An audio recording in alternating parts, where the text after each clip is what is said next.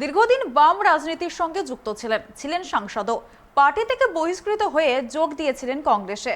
সেই বামপন্থা নিয়ে এবার প্রশ্ন তুললেন হলদিয়ার প্রাক্তন বাম সাংসদ লক্ষণ শেঠ। তার মতে কমিউনিস্টরা জাতীয়তাবাদী নয়, বর্তমান সময়ে মার্ক্সীয় তত্ত্বকে ঘিরে বামপন্থা অচল। কমিউনিস্ট পার্টির নাম বদল করা উচিত বলেই মনে করেন তিনি। তরুণ বাম নেতা শতরূপ ঘোষকে নিয়েও কটাক্ষ লক্ষণ শেঠের।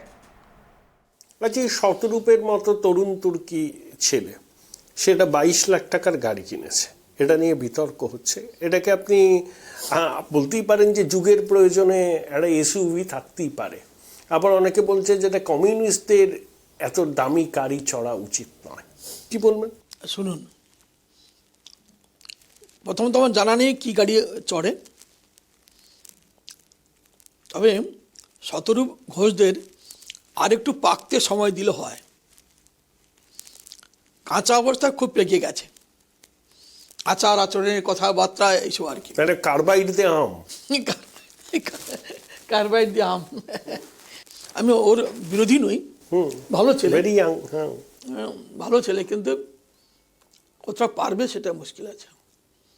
ও যদি তোষামত বাদ দিয়ে নিজের দায়িত্বে নিজের কাজটা করতে পারেন, তাহলে নিশ্চয়ই he will be also leader. এই রাজ্যে বামপন্থীদের কি কোনো ভবিষ্যৎ আছে? আপনার কি মনে হয় বলুন তো লক্ষণ, যে পুরনো রাজনৈতিক ব্যক্তিত্ব হিসাবে? আমি এটা কোনো দলের পার্সপেক্টিভ থেকে বলছি না। প্রথমত, মার্ক্সীয় তত্ত্বকে ঘিরে কেন্দ্র করে যে বামপন্থা, সেটা অচল, অবসলিট। তার কারণ কার্ল মার্ক্স যেসব কথা বলেছিলেন, আজকের যুগে সেটা অচল।